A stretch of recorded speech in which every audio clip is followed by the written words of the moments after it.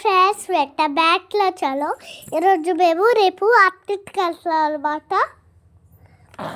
So అక్కడ బొమ్మలు ఉంటాయి, అక్కడ చాక్లెట్లు ప్యాకెట్లు ఉంటాయి.